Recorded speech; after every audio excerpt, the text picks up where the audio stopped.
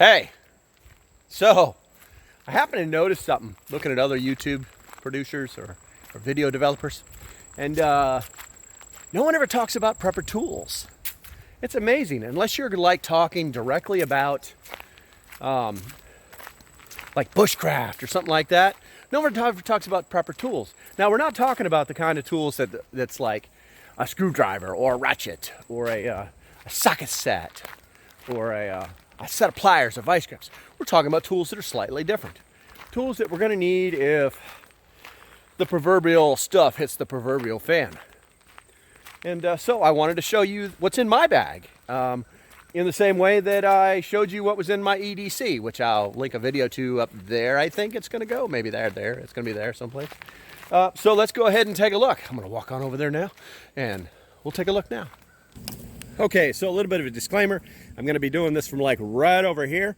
So hopefully this all works out well. I didn't want to do it from like over there because then it's going to be like upside down and really kind of weird feeling.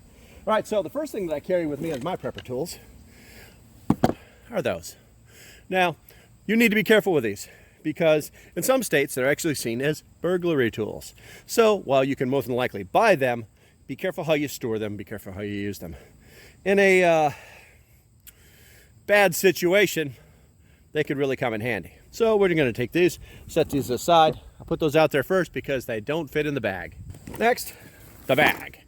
As you can tell, it's Walmart brand. It's hyper tough.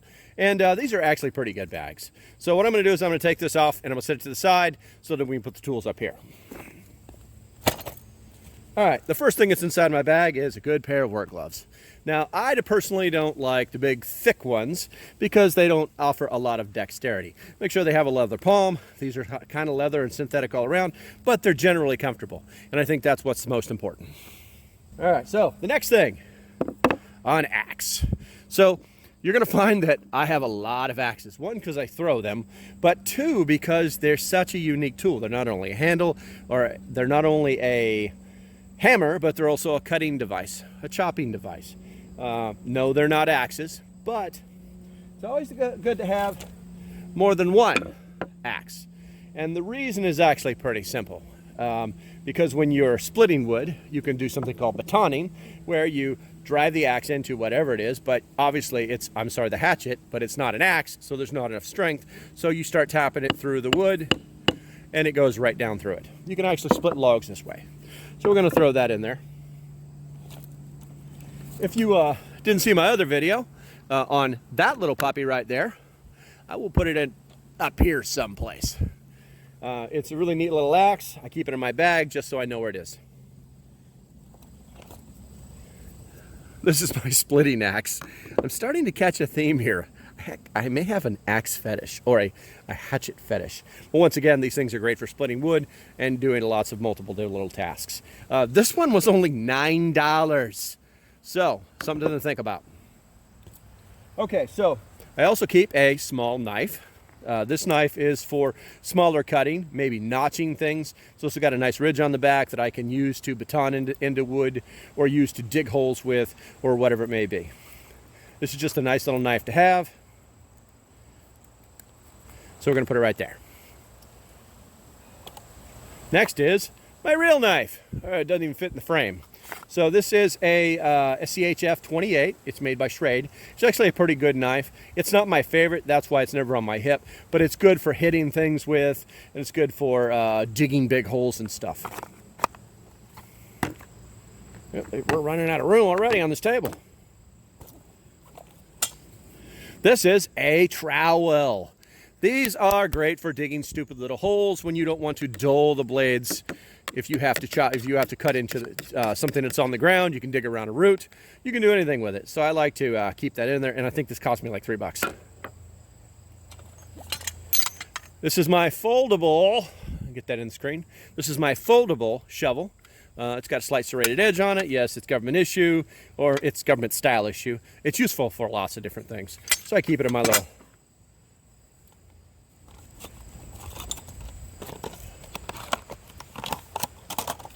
This is a little tree saw. It's not even a tree saw, technically. It's a pruning saw. But I think I paid like 12 bucks for this, and it's if you were to buy the fancy Bushman style one, you're looking at 60 bucks. But this is good for stupid little things.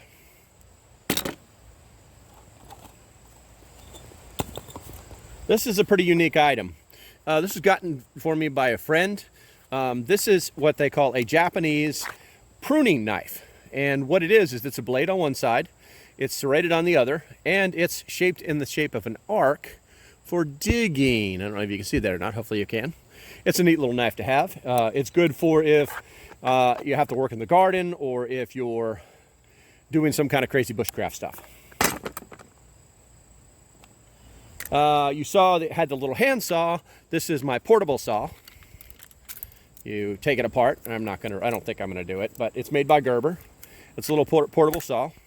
And it fits inside my bag, and it's not a problem. You can actually use it. I think it's got a 24-inch throw on it, and you can use it to saw trees down with. Sharpening stone, $1, Walmart. You're welcome. Small tree saw, or also known as a wire saw. It's an El Cheapo, but for $3, it will work every time. Flat file, sharpening, shaping, round file. If you have a serrated blade, you don't need a round file. And that's everything that's in my bag. Now you know that. Okay, so as you can see, not everybody has the same tools. Here's what I'd like you to do. If you've got this far, hit that like button. If you're watching for the first time, hit the subscribe button. If you don't like what I'm doing, you can watch a few videos and then dump me. I don't care. But here's what you could do. You could also comment down below and say, hey, I would put this in that bag. I would put that in that bag. The bag's only about half full. So I'm interested in hearing what you got to say. So until the next time, stay safe and have a great day. Woo!